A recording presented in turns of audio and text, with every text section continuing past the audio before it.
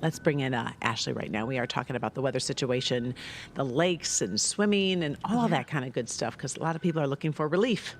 Right, especially coming off of a heat wave where we had 4 days in a row where we were in the 90s. And so certainly we are wanting folks to be able to cool off. And I think once again, taking a live look is that Lake Michigan. Yeah, Lake Michigan. So I know it's a cloudy day, but I mean, we're starting to see even the Great Lakes warm up. And of course, those inland lakes warm a lot quicker. They're not as big and deep. But before I even dive into just the forecast of where we've been and how that's warmed things up, the heat capacity of water is different than air. And so when it comes to the water warming up, whether it's the oceans or the lakes, there's always what we call a seasonal lag. So you would think that the longest day of the year, which is your summer solstice, we just had that a week ago, would be the warmest day because you have the most solar activity, right? But that's not the case because it takes water longer to catch up with all of that warmth of the air. So we're going to see these Great Lakes warm up even though the daylight hours are dwindling.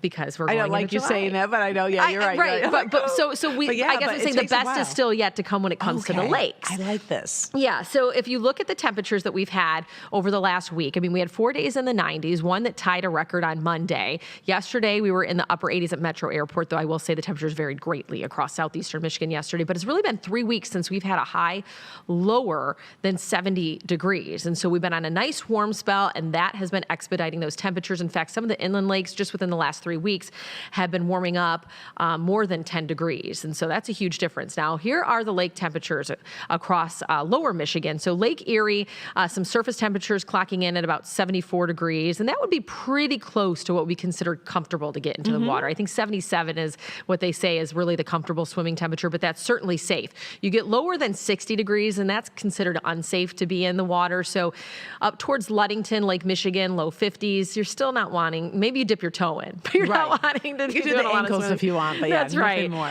And then Lake St. Clair, upper 60s. And so we're really starting to see these temperatures rise. And I know a lot of folks, whether it's Saugatuck, South Haven, Grand Haven, that's a popular spot for folks to be vacationing during the summer months. And, Lake Michigan's not that far off on the southern end, starting to catch up, getting closer to 70 degrees. So we've seen a nice jump in those water temperatures. So let's go ahead and give you a little forecast, at least across southeastern Michigan, for your boating forecast. And so for Lake Erie, this is just going to be the area closer to Toledo, so down into Monroe County, that water temperature right around 73 degrees. There will be a chance for a shower Friday afternoon or a slight chance Saturday, but overall we're looking at drier conditions this weekend. Waves are on the lower side, 1 to 3 feet, and the wind not too shabby, 5 to 15 knots. And so for Lake St. Clair, that water temperature off of the gross points right around 71 degrees. Chance for a shower Friday, like that scattered chance, but then we're drier throughout the rest of the weekend and the waves will be light. So whether it's water skiing, jet skiing, boating, swimming,